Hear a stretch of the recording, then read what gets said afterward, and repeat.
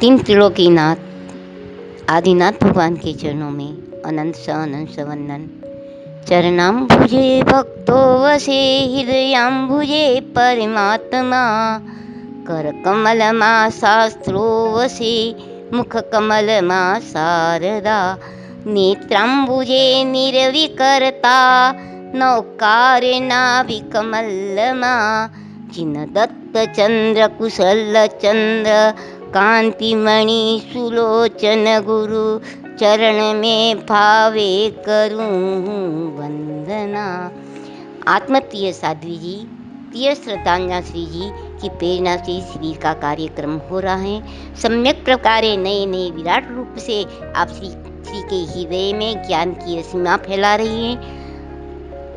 अंतर हृदय से आशीर्वाद भूरी भूरी अनुमोदना। सहस्त्र वर्ष शासन सेवा करे और जिस शासन को दीप्तिमान करे। अखिल भारतीय सदा कुशल सेवा समिति ने शिविर का आयोजन किया है, उनको आशीर्वाद के साथ साधुवाद। अनंत करुणा के सागर धीर शासन में ज्ञानार्जन करने का माध्यम शिविर है। सी मने शिक्षा, वी मने विनय, री मने रक्त। शिविर में ज्ञान के संस्कार पाते हैं, उसमें अपने को लाभ होना चाहिए। अल्प लाभ होता है, परंतु शिविर के माध्यम से 100% लाभ मिलता है। हमारी आर्य संस्कृति के पाए अस्थिर हो रहे हैं। इस शिविर के द्वारा इन पायों को स्थिर करना होगा। इस कोरोना में संपूर्ण विश्व को हिला दिया है। इसकी क्षति के लिए हमें शिविर के द्वारा पूर्ति करना होगा। मनोर्थ 3 है। ज्ञान प्राप्ति के लिए नए नए ज्ञान के संदर्भ में जाना, अध्ययन करना, आचरण में लाना, स्वाध्याय करना और इसमें ज्ञान दाता के लिए माध्यम से अपनी प्रेरणा से दूसरों को जागृत करना। दूसरा, ज्ञान अभ्यास करते करते सुनते देखते आनंद विभोर बनकर एकाग्र चित्त से ज्ञान अध्ययन करना। अनहद आनंद की अनुभूति होनी चाहिए। जैसे गिरते को डोरी हाथ में आती है तब कितनी खुशी में झूम जाता है, उसी तरह हमें भी सम्यक ज्ञान की डोरी हाथ में आई है। हम ज्ञान प्रकाश के सहारे तो सागर से तीर सकते हैं। ज्ञानार्जन पूर्ण होने पर उसकी भूरी भूरी अनुमोदना, सम्यक दर्शन, ज्ञान चारित्र की आराधना करना, जिससे ज्ञानावरणी कर्म की निर्जरा होती है। जैसे कम कीमत से हल्की वस्तु मिलती है, पूरी कीमत देने से अच्छी वस्तु मिलती है। इसीलिए भौतिक ज्ञान इस भव को सुखी करता है, आध्यात्मिक ज्ञान भव भव से सुखी करता है, अतः मोक्ष तक पहुंचाने में सहायक बनता है। सम्यक ज्ञान दर्शन चारित्र मोक्ष मार्ग। एक बार मास्टर परमात्मा से शिकायत की, प्रभु मैं किसी के पीछे दौड़ता हूँ और न मैंने किसी का कुछ बिगाड़ा है।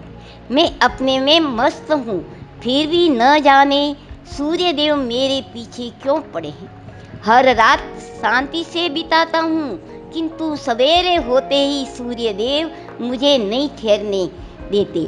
सिलसिला सदियों से चल रहा है, आप तो कुछ दया करो, मुझे दिन में शांति मिले, ऐसा कोई उपाय करो।